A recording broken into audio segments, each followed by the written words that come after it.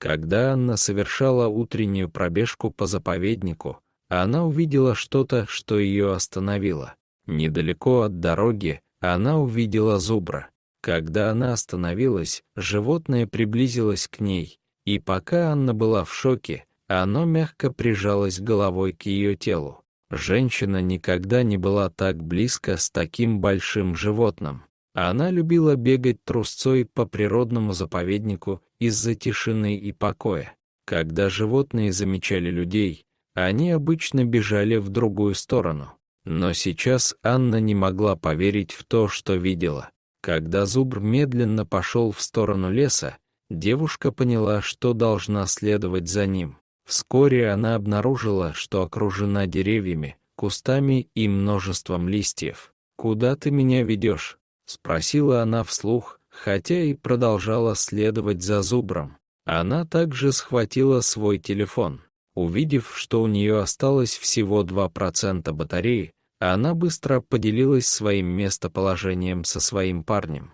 Животное не сбавляло темпа, хотя часто останавливалось, чтобы Анна могла его догнать. По мере того, как они углублялись в лес, Анна не могла не заметить, что уже темнеет. Зубр внезапно остановился, заставив девушку тоже замереть на месте. Она глубоко вдохнула, успокаивая нервы, и медленно сделала несколько неуверенных шагов к дереву. Теперь она еще меньше понимала, что происходит. Почему зубр привел ее сюда? Перед ней стоял лагерь. В данный момент здесь никого не было. Тем не менее, люди, которые жили здесь, отсутствовали недолго, так как пепел их костра был еще немного теплым. Зубр обеспокоенно посмотрел на нее, когда Анна вошла в лагерь. Она увидела разбросанную одежду, припасы и карты. Здесь точно происходило что-то странное. Среди разбросанных вещей Анна нашла журнал. Открыв его, она обнаружила, что первые страницы заполнены заметками о заповеднике. В записях говорилось о разнообразных животных, которые считали заповедник своим домом, об их повадках и поведении. Ранние записи журнала подробно описывали модели миграции животных, демонстрируя впечатляющее разнообразие диких животных. Автор записей был не просто случайным посетителем, а человеком с глубоким пониманием местности. Этот человек провел здесь значительное количество времени, обучаясь и документируя. Этот человек, скорее всего, следовал по определенному маршруту, возможно, что-то отслеживая. Карта и подробные записи в дневнике наводили на мысль о целенаправленном исследовании. Любопытство Анны возбудилось. Что отслеживал этот человек? Почему они так спешили? Действия зубра были обдуманными, он вел Анну по лагерю. Воодушевленная действиями животного, девушка еще раз осмотрела лагерь. Она обнаружила ряд следов, которых раньше не замечала и которые вели прочь от лагеря. Зубр двигался целеустремленным шагом, уводя ее прочь от знакомых троп в густую чащу леса. Анна внимательно следовала за ним, а ее глаза сканировали окружающую местность. Карта в ее руке была путеводителем, а зубр — компасом.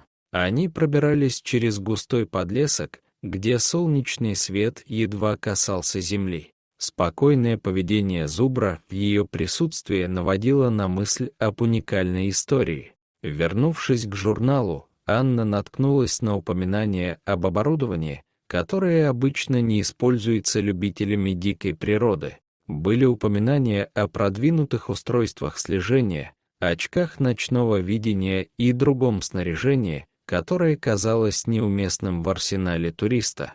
«Зачем им это нужно?» — спросила себя вслух Анна. Она знала, что в одиночку ей не справиться. Ей нужен был телефонный сигнал.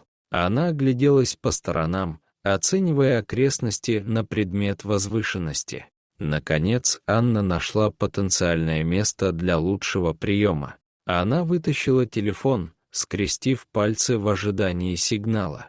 Внезапно она заметила поток текстовых сообщений, большинство из которых принадлежало ее парню. Анна быстро написала сообщение: «Я все еще нахожусь в заповеднике. Я иду за зубром. Я позвоню в полицию и пришлю вам местоположение».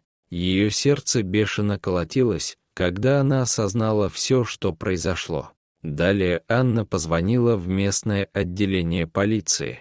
Ее голос звучал нервно, когда она сообщила об обнаружении заброшенного лагеря и странном поведении зубра. «Я считаю, что в заповеднике может быть незаконная деятельность», — пояснила она. Ожидая полицию, она обнаружила клетки, веревки и остатки импровизированных мест содержания под стражей. Каждое доказательство, которое она находила, дополняло историю эксплуатации и жестокости, скрытых в лесу. Записи в дневнике теперь имели ужасающий смысл.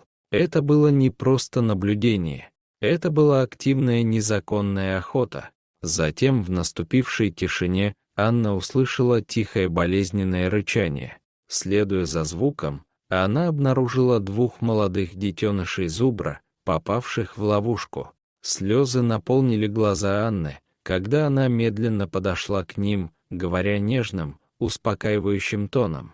Вскоре подоспела подмога. Пока спасатели освобождали малышей, Анна обратилась к зубру, который привел ее сюда.